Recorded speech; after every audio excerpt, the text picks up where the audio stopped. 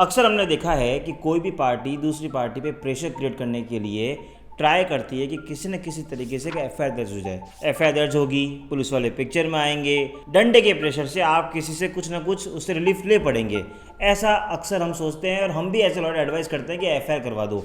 Civil court में dispute है, उसको सॉल्व करना है, एक एफआईआर करवा दो। पैसों का लेन देन है, मैंने आपको सामान दिया, आप पैसे नहीं दे रहे, क्या करें? सिविल कोर्ट जाएंगे, कोर्ट फीस भरेंगे, इससे बड़े एफआईआर दर्ज करा देते हैं। बिजनेस ट्रांजेक्शन्स हैं, ब्रीच ऑफ कॉन्ट्रैक्ट है, जाना सिविल कोर्ट चाहिए, जाना कमर्शियल कोर्ट चाहिए, लेकिन हम क्या करते हैं? पुलिस में जाके एफआईआर दर्ज करवाने का प्रयास करते हैं, क्योंकि पुलिस की एफआईआर दर्ज होगी, इंस्टेंट काम होगा। लेकिन क्या अब ऐसा हो सकता है? देखिए, आज तक तो ऐसा होता आया था, लेकिन 2025 में हाल ही में honourable supreme court of India ने इन तरह के मामलों में एफआईआर दर्ज नहीं हो सकती है, इसको लेके एक बड़ा शानदार जजमेंट दिया है।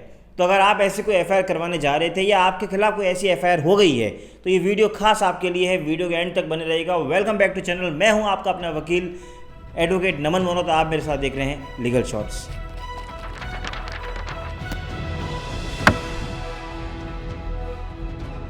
नमस्कार दोस्तों, स्वागत है आपका आज के इस खास वीडियो में। आज हम बात कर रहे हैं कि क्या सिविल डिस्प्यूट्स में जो एफआईआर दर्ज होती है, क्या वो सही है, और अगर होती है तो उसका क्या निस्तारण कर सकते हैं।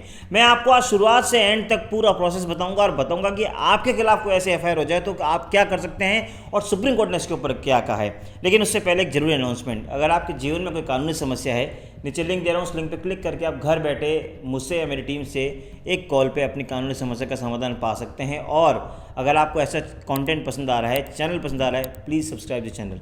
तो आज हम जिस जजमेंट की बात कर रहे हैं उसका नाम है Shailesh Kumar Singh versus state of UP 2025 supreme court. इस केस के फैक्ट्स ये हैं कि दो पार्टीज़ में आपस में ऑरल एग्रीमेंट होता है किसी अमाउंट को लेके। वो एक एक्स पर्सन वाई को एक अमाउंट देता है, वो अमाउंट जब वापस नहीं आता है तो rather than going to civil court, वो पर्सन जिसने पैसा दिया होता है वो ये सोचता है कि मैं इसके खिलाफ एक 406(4)20 यानी क्रिमिनल ब्रीच ऑफ ट्रस्ट और चीटिंग, यानी जो अब नए भारतीय कानून में 316 और 318 बीएनएसएस है, उसमें एक वो एफआईआर दर्ज करवा देते हैं। वो ये कहते हैं कि साहब जो एक एक्यूज्ड है उसने मेरे से इतने इतने रुपए लिए और अब वो उतने रुपए मुझे वापस नहीं दे रहा है, अतः उसके खिलाफ एक एफआईआर दर्ज की जाए, उसके खिलाफ कड़ी से कड़ी कार्रवाई की जाए।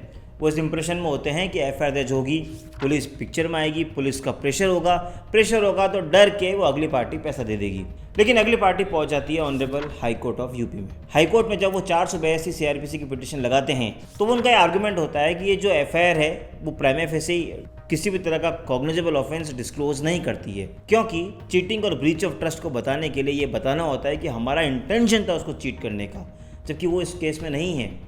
अगर हमने किसी को कोई पेमेंट नहीं दिया है, there might be 100 reasons for it, लेकिन अगर पेमेंट देना या नहीं देना या ब्रीच ऑफ कॉन्ट्रैक्ट है तो वो क्रिमिनल लॉ के परव्यू से बाहर है, इसलिए एफआईआर नहीं चल सकती।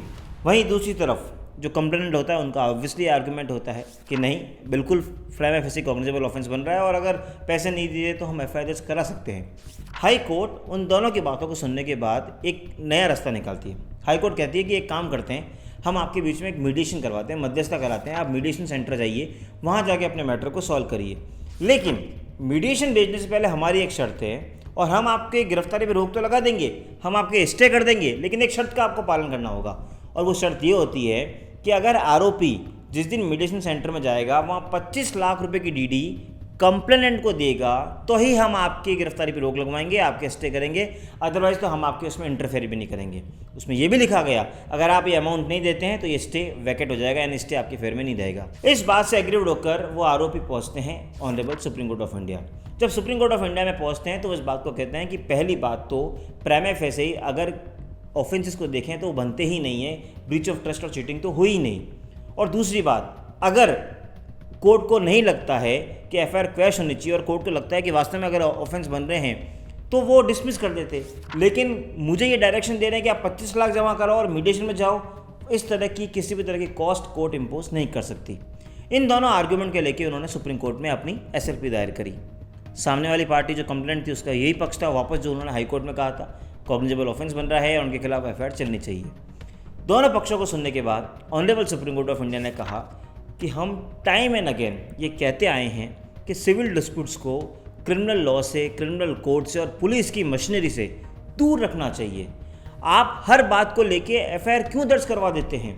और हम ये शॉक्ड हैं कि एफआईआर तो दर्ज होती है, पुलिस वाले एफआईआर दर्ज भी कर लेते हैं और ऑनरेबल हाई कोर्ट भी अपनी 482 की जो एफआईआर क्वेश्चन की पावर होती है उसको यूज़ ही नहीं करती है। टाइम एंड अगेन हमको लग रहा है कि यूपी हाई कोर्ट से हमें पास इस तरह की पिटिशंस आ रही है जहाँ पे वो इंटरफेयर नहीं कर रहे। ऑनरेबल सुप्रीम कोर्ट ऑफ ने इसमें कड़ा रुख दिया। वो काफ़ी गुस्से भी हुए जजेस, काफ़ी हेडलाइंस भी बनी थी जहाँ honourable supreme court of India ने कहा कि ये किस तरह की हाई कोर्ट काम कर रही है। Honourable supreme court of India ने कहा कि हमने चीटिंग और ब्रीच ऑफ ट्रस्ट पे कई सारे जजमेंट दिए हैं और हाल ही में 2024 में जो दिल्ली रेस क्लब का जजमेंट दिया था उसमें हमने चीटिंग और ब्रीच ऑफ ट्रस्ट को डिटेल में डिस्कस किया है।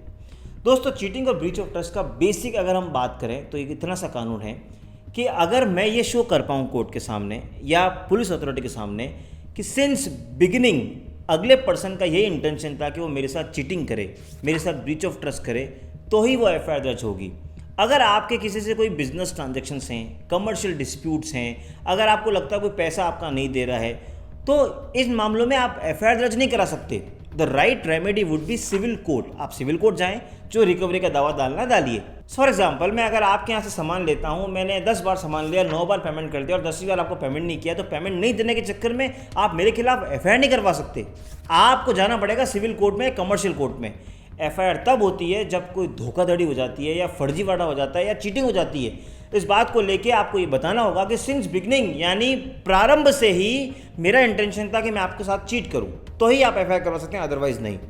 तो honourable supreme court of India ने बोला कि इस मामले में बिल्कुल भी एफआईआर नहीं चल सकती और हम state of Haryana versus Bhajanlal, जो एक बेसिक जजमेंट है 482 पे, उसके प्रिंसिपल्स को अप्लाई करते हुए इस एफआईआर को क्वैश करते हैं और ये एफआईआर नहीं चल सकेगी। और रही बात सेकंड, हाई कोर्ट में जब ये पिटिशन गई तो हाई कोर्ट के पास 2 ऑप्शन थे। या तो वो उसको कॉग्निजेबल ऑफेंस प्राइमा फेसी नहीं मान के एफआईआर क्वैश कर देती, जो कि उन्होंने नहीं किया, और अगर उनको सहमत नहीं थी तो पिटिशन को डिसमिस कर देती। लेकिन ये कौन सा नया रोक था कि आप 25 लाख रुपए कंप्लेंट को जमा कराओ और मीडिएशन सेंटर में जाओ तो ही आपका मीडिएशन होगा, तब तक आपको नो अरेस्ट होगा, अदरवाइज वो स्टे भी नहीं रहेगा। ये अप्रोच ऑनरेबल हाई कोर्ट की गलत है और हम इस तरह की प्रैक्टिस को बढ़ावा नहीं दे सकते। Ultimately honourable supreme court of India ने उस एफआईआर को क्वैश किया और पार्टीज़ को लिबर्टी दी कि अगर आपकी रिकवरी आप सिविल कोर्ट जाइए, हम उसमें कोई आपत्ति नहीं है, लेकिन क्रिमिनल लॉ का आप इन्वोक नहीं कर सकते। तो इस वीडियो से हमें मोटा मोटी अगर हम बात करें तो ये पता लगता है कि अगर कोई आपका बिजनेस ट्रांजेक्शंस हैं, पैसा लेन देन नहीं हो रहा है, या अक्सर हमने देखा है कि सेल एग्रीमेंट कर लेते हैं, रजिस्ट्री नहीं करवाते, उसमें एफआईआर हो जाती है। इन सब मामलों के लिए अगर आपके खिलाफ कोई एफआईआर हो जाए, 482 CRPC यानी जो अब 528 BNSS है, उसकी याचिका आप अपने स्टेट की हाई कोर्ट में लगाएं। मुझे उम्मीद है जब आप ये जजमेंट दिखाएंगे तो आपको उसमें रिलीफ मिलेगी। मुझे ये भी उम्मीद है कि आपको ये वीडियो आज पसंद आया होगा। फिर भी आपको जीवन में कोई समस्या है, नीचे लिंक दे रहा हूँ, उस लिंक पे क्लिक करके मुझसे मेरी टीम से बात कर सकते हैं। और ऐसा कंटेंट पसंद आ रहा था, please subscribe the channel. Thank you so much for watching this video. मिलेंगे अगली बार इसी तरह के इन्फॉर्मेटिव वीडियो के साथ। तब तक के लिए जय हिंद, जय भारत।